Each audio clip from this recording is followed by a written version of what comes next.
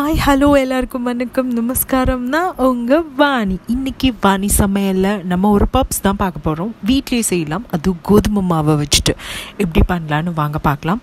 அதுக்கு முதல்ல 1 கப் அளவுக்கு கோதுமை மாவு எடுத்துக்கோங்க. அந்த மாவு கரைக்கிறதுக்கு 1 கப் அளவுக்கு தயிர் சேர்த்துக்கோங்க. கண்டிப்பாக நான் வீடியோவில் காட்டுற பொருள் இருந்தால் தான் உங்களால் சூப்பரான பப்ஸு செய்ய முடியும்.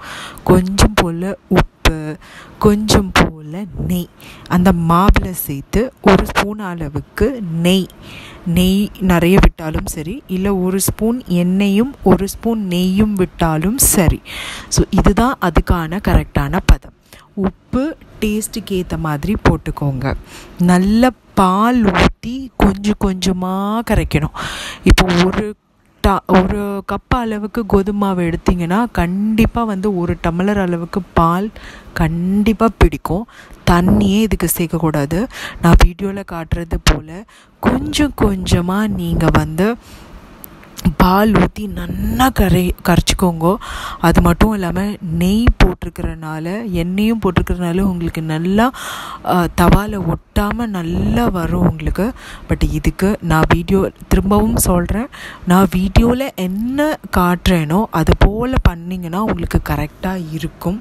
கரெக்டாக அந்த பப்ஸ் நீங்கள் வீட்லேயே இப்போ குழந்தைங்களுக்கு பண்ணி கொடுக்கலாம். ரொம்ப சுலபமாக நொடி பொழுதில் பண்ணிடலாம். அவ்வளோ ஈஸி. மாவு இந்த மாதிரி கொஞ்சம் கொஞ்சமாக இட்டு பால் ஊற்றி கொஞ்சம் கொஞ்சமாக கரைச்சிக்கோங்க. ரொம்ப திக்காக இருக்கக்கூடாது. ஒரு தோசை மாவுக்கு கொஞ்சம் திக்காக இருந்தால் தான் உங்களுக்கு கரெக்டாக இருக்கும்.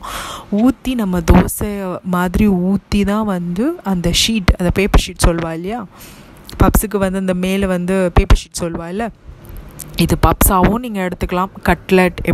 கட்லெட் ரவுண்டாக இருக்கும். ஸோ இதுக்கு பப்ஸு கரெக்டாக இருக்கும். இதுக்கு தேவையான பொருள் பார்த்திங்கன்னா, உருளைக்கிழங்கு இந்த மாதிரி துருவி எடுத்துக்கோங்க. அதுக்கப்புறம் கேப்சிகம், கொடமிளகா, கேரட்டு, வெங்காயம், அதுக்கப்புறம் டொமேட்டோ சாஸ் எடுத்துக்கோங்க.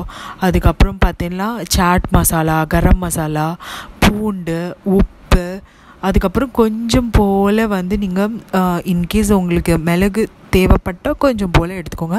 பட் சாட் மசாலா ரொம்ப ரொம்ப நல்லா இருக்கும். பூண்டு கண்டிப்பாக மஸ்ட்டு. கரம் மசாலா ரொம்ப நல்ல வாசனை கொடுக்கும். ஸோ 1 கப்பு, அதாவது 1 பெரிய வெங்காயம் எடுத்துக்கிட்டிங்கன்னா கரெக்டாக இருக்கும். நல்லா வதக்கிடுங்க. நல்லா லைட்டாக உப்பு போட்டேல் அப்படின்னா நல்லா வதங்கிடும்.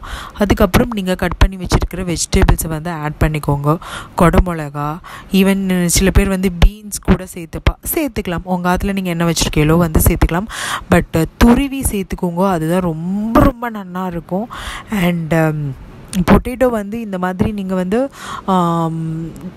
எப்படி நீங்கள் கேரட் துருவல் சீவுவேல் அதே மாதிரி பொட்டேட்டோவை சீவினேல் அப்படின்னா உங்களுக்கு இந்த மாதிரி வந்துடும்.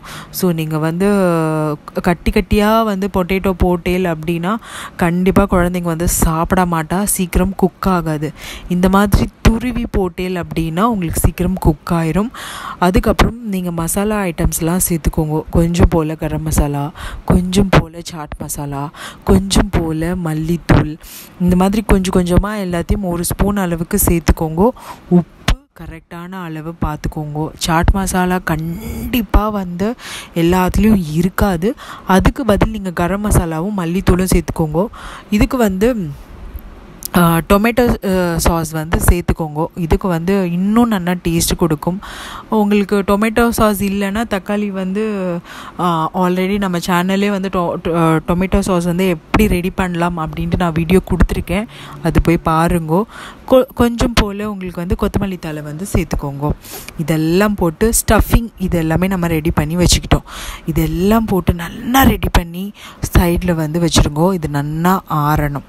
இது ஆறுனதுக்கப்புறம் தவா நல்லா சூடானதுக்கப்புறம் 1 ஸ்பூன் அளவுக்கு நெய்யோ எண்ணெயோ சேர்த்துக்கோங்க.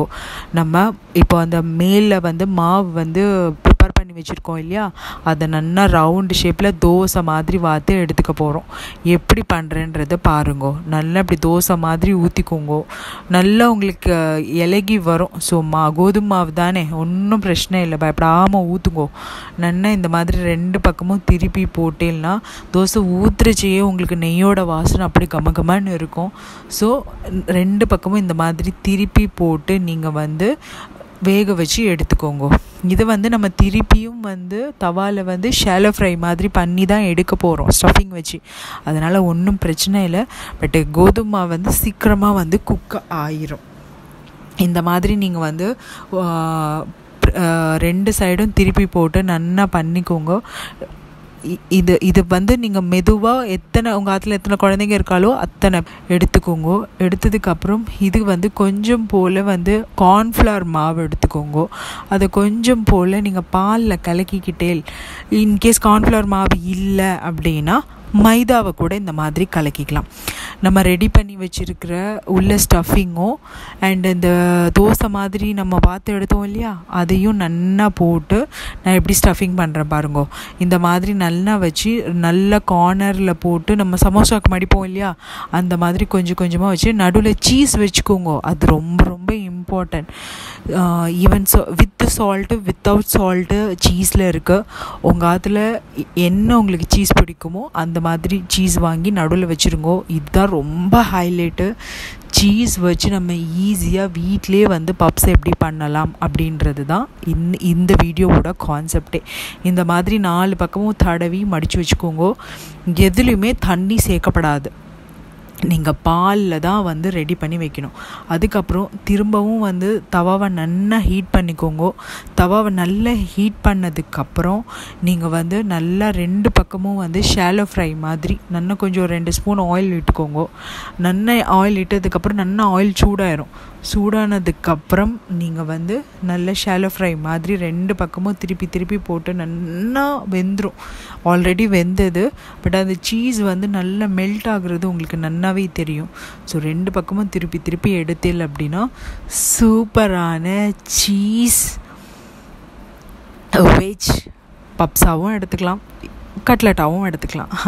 சாப்பிட்ற வாழை பொறுத்து ரொம்ப சூப்பராக இருக்கும். ட்ரை பண்ணிவிட்டு எப்படி இருந்ததுன்னு மறக்காமல் கமெண்ட் பண்ணுங்கள். இது போல் சூப்பரான வீடியோஸோடு நெக்ஸ்ட் போஸ்ட்டில் சந்திக்கிறேன். தேங்க்யூ.